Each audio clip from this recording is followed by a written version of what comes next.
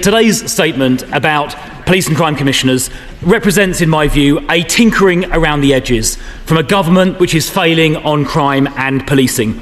If you like, it is simply rearranging the deck chairs on the Titanic. Because this government is failing, police numbers are falling. They fell by 1,300 during Labour's first year in office on a like-for-like March-to-March comparison. And not only are police numbers falling, they are continuing to fall and will drop even more this year. Crime under this government is surging. Shoplifting up by 13% in this government's first year to record ever levels, leaving shopkeepers in difficulty.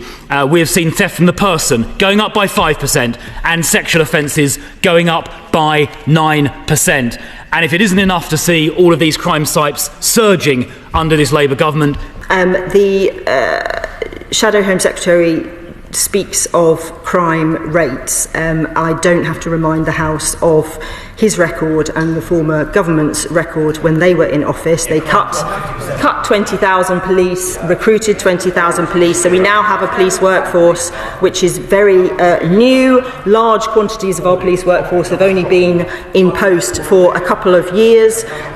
With the recruitment that they did in the latter end of their period in government, prosecution rates didn't improve. The system is so unproductive and so inefficient and so badly managed that we have huge reform that we need to put into place. We have been making progress since we came into government.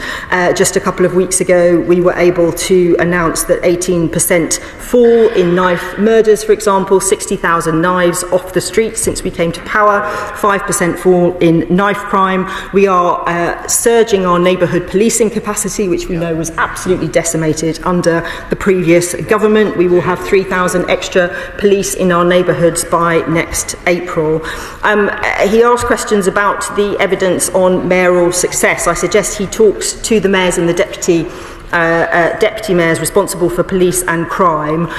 The ability of a structure with a mayoral system and all of the public services underneath it to work together more collaboratively and more effectively is clear to see. So I would encourage him to talk to those mayors and deputy mayors